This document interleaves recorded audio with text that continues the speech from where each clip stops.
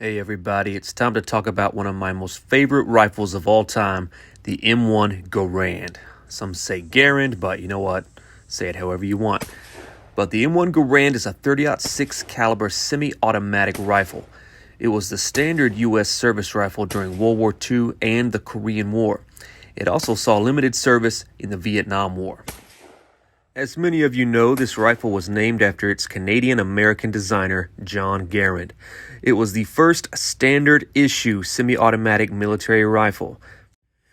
Now, there were some other semi-auto and select fire rifles around the same time as the Garand from other countries, like the Russian SVT-40, and there was an SVT-38, but we'll stick with the SVT-40, and the German FG-42. This is the SVT-40, or the Tokarev self-loading rifle model of 1940, often nicknamed the Sveta. It was intended to be the Soviet Red Army's new service rifle, but after the German invasion in 1941, Operation Barbarossa, they were forced to switch back to the Mosin Nagant for the duration of the war. About 1.6 million were made, and it fired the 7.62 by 54R, the R standing for rimmed, not Russian, as some people believe. The German FG-42 was a select fire rifle for semi-auto or fully automatic fire, used by German airborne infantry in 1942 and used in very limited numbers until the war ended. Only about 7,000 were manufactured. Now, an interesting fact I found out about this rifle is that it saw some use by the North Vietnamese forces in the Vietnam War. It was supplied by the USSR via captured models from World War II. It fired the 7.92 by 57mm Mauser, or often called the 8mm Mauser. Yes, there was this beautiful rifle, the STG-44 or Sturmgewehr, but that rifle was created and produced late in the war, and we will talk about this rifle in a later video. I tell you what, I cannot wait to get my hands on one of these. Hopefully I can someday. But let's get back to the Garand. The Garand rifle was in U.S. service from 1936 to 1958. However, the Garand is still seeing service in modern conflicts today, including the Syrian Civil War, and still seeing use in Iraq, Afghanistan, and even Africa. It was produced from 1934 to 1957, and 5,468,772 were built. There were 4 manufacturers for this rifle: the Springfield Armory, Winchester, International Harvester, and Harrington and Richardson. Springfield Armory built 4,188,669 rifles. Winchester built 513,880. International Harvester built 337,623, and Harrington and Richardson built 428,600 rifles. The rifle you're watching here is a Harrington and Richardson.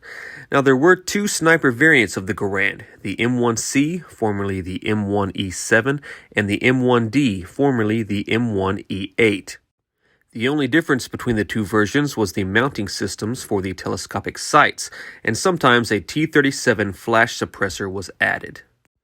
The M1C was adopted as a standard sniper rifle by the U.S. Army in 1944 to supplement the bolt-action M1903A4, but very few saw combat in World War II.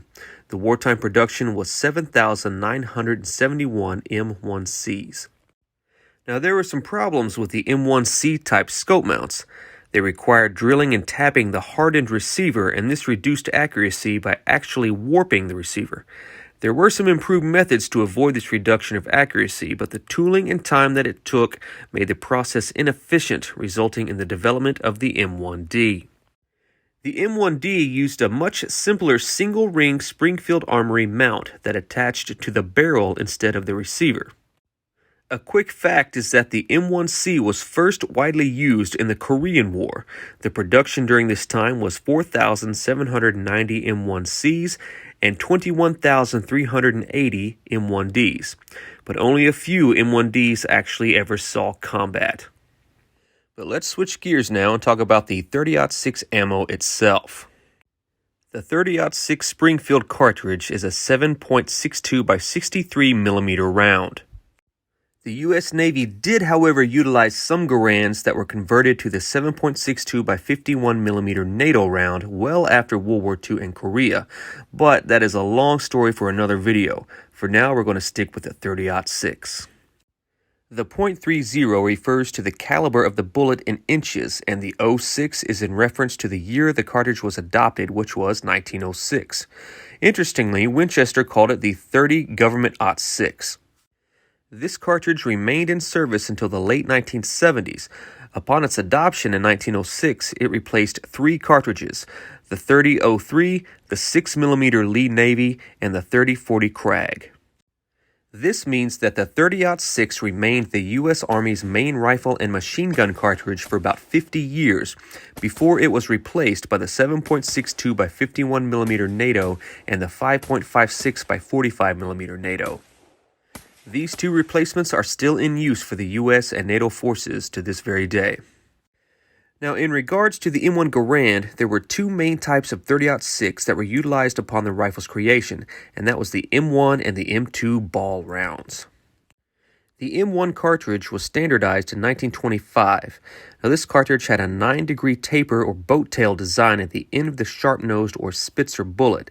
This helped reduce drag that was a problem for earlier round designs. It definitely helped the 174.5 grain bullet to maintain good performance far downrange.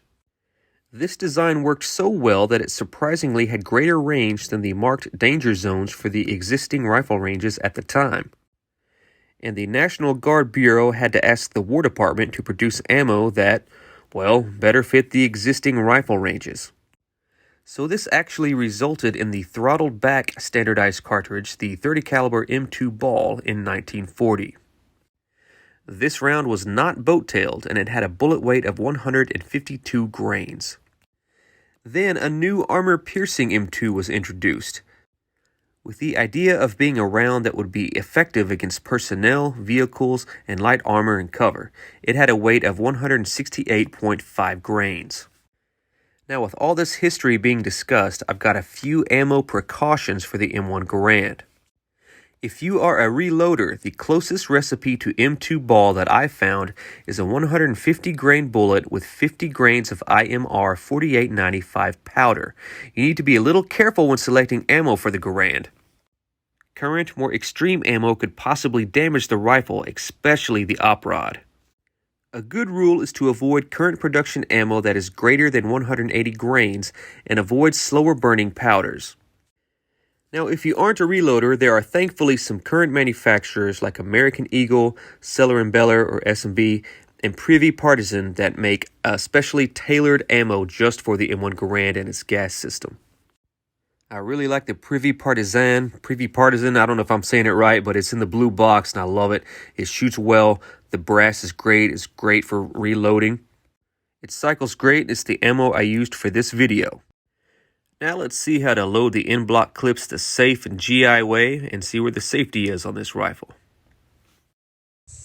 Alright, to load the M1 Garand, of course you've got your 8-round in-block clip. Yes, you can call this a clip because that's what it is. It's not a magazine, it is a clip.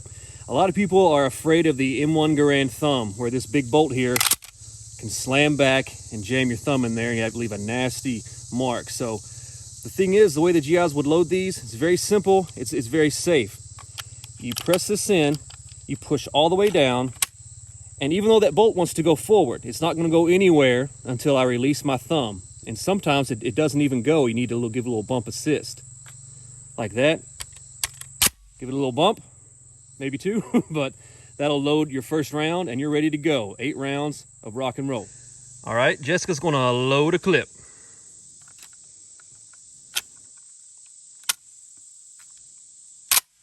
Perfect. Look at you, girl. Now your safety on the M1 Garand is right here. You wanna pull this in, it clicks, and that is safety there. You cannot fire around, but never trust a safety, but that is what the safety is for this rifle. And to disengage the safety, just push your finger forward, click it off. Okay, we're gonna see if Jess can hit this expired can of Vienna sausages.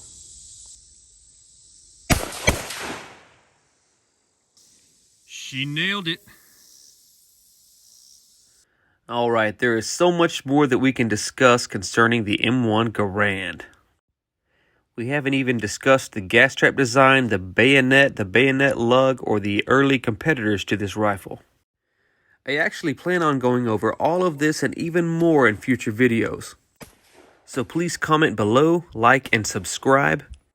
And I'll be back for more videos about the M1 Garand and other World War II firearms. Y'all take care, and I'll see you soon. All right, Bye-bye. Jessica's gonna load a clip.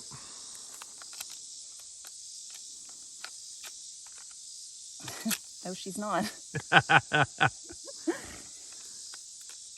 Good grief, seriously? I can't get it in. That's what he said.